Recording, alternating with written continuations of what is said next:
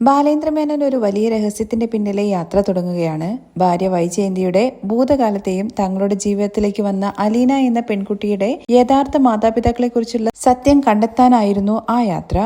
പഴയ വിവരങ്ങൾ അന്വേഷിച്ച് ഒടുവിൽ അദ്ദേഹം സ്റ്റാൻലി ജോസഫ് എന്ന റിട്ടയർഡ് പട്ടാള ഓഫീസറുടെ വീട്ടിലെത്തി.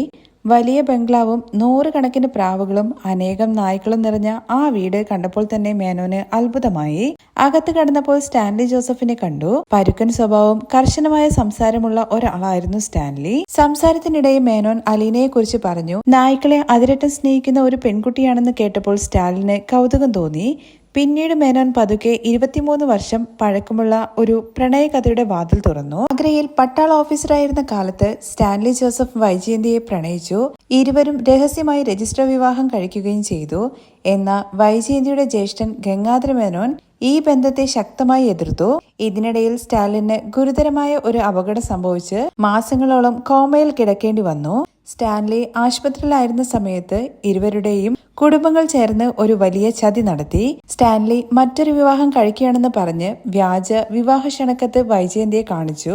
അതേസമയം വൈജയന്തി പ്രസവിച്ച കുഞ്ഞ് മരിച്ചുപോയെന്ന് സ്റ്റാൻലിയെയും വിശ്വസിപ്പിച്ചു. ഈ കള്ളങ്ങൾ വിശ്വസിച്ച ഇരുവരും പരസ്പരം വഞ്ചിച്ചു എന്നാണ് കരുതിയത്. പിന്നീട് സ്റ്റാൻലി വൈജയന്തിയെ അന്വേഷിച്ചെങ്കിലും ഫലമുണ്ടായില്ല. അങ്ങനെ ഇരുവരും ജീവിതത്തിൽ വേർപിരിഞ്ഞു. വർഷങ്ങൾക്ക് ശേഷം വൈജയന്തി ബാലേന്ദ്രമേനോനെ വിവാഹം കഴിച്ചു. പക്ഷേ ആ പഴയ കഥയുടെ അവസാന അധ്യായം ഇനിയും എഴുതപ്പെടാനുണ്ട്. സ്റ്റാൻലിയോട് മേനോൻ ആ ഞെട്ടിക്കുന്ന സത്യം വെളിപ്പെടുത്തി. വൈജയന്തി പ്രസവിച്ച കുഞ്ഞ് മരിച്ചിരുന്നില്ല. കുടുംബത്തിന്റെ മാനം കാക്കാനുള്ള പേരിൽ ആ കുഞ്ഞിനെ അനാഥാലയത്തിൽ ഉപേക്ഷിക്കുകയായിരുന്നു. ആ പെൺകുഞ്ഞ് 23 വർഷം അനാഥയായി വളർന്നു. അതിനുശേഷം മേനോൻ ഏറ്റവും വലിയ സത്യം പറഞ്ഞു. ആ പെൺകുട്ടി ഇപ്പോഴും ജീവിച്ചിരിപ്പുണ്ട്. നിങ്ങളെപ്പോലെ നായകളെ ജീവനായി സ്നേഹിക്കുന്ന ആ കുട്ടി അലീന, അവളാണ് നിങ്ങളുടെ മകൾ.